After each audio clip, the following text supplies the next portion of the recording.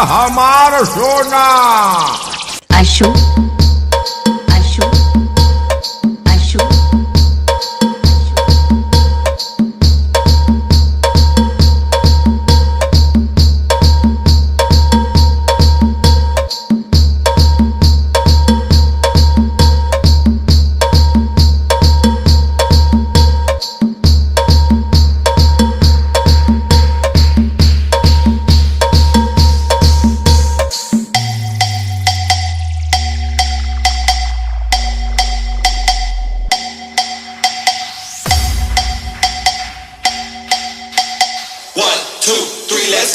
आशु आशु आशु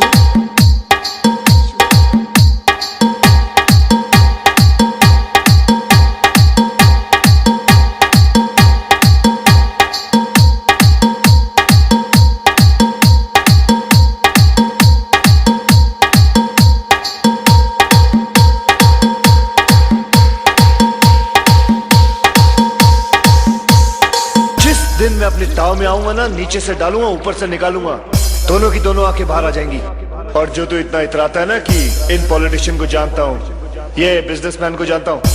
उन्हें तो मैं नंगा करके मारूंगा इतना और घसीटूंगा अलग, बोलती अंदर के अंदर रह जाएगी।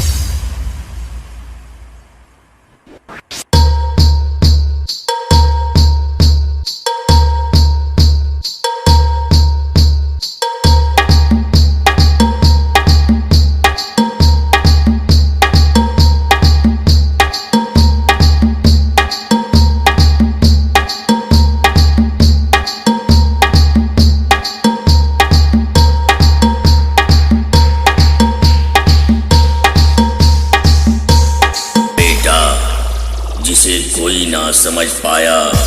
वो राज हूं मैं, ना जाने कितनों को नोच खाया वो बाज हूं मैं, ना जाने कब किस पे आफत आ जाए वो गाज हूं मैं, जिसे अब तक कोई ना हरा सका वो आवाज हूं मैं, आवाज हूं मैं। आशु आशु आशु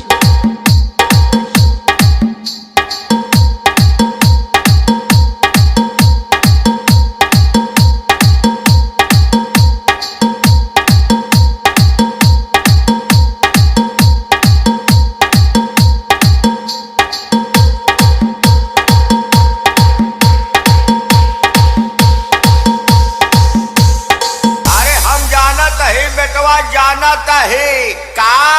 खड़ा बड़ी जे तो हार बेटवा चौच करे लब, खड़ा बड़ी जे तो हार बेटवा चपक करे लब।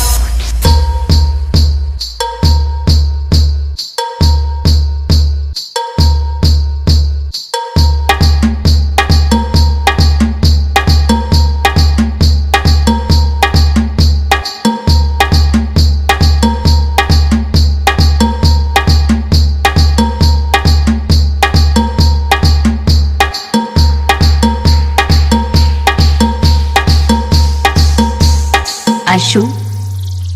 आशु आशु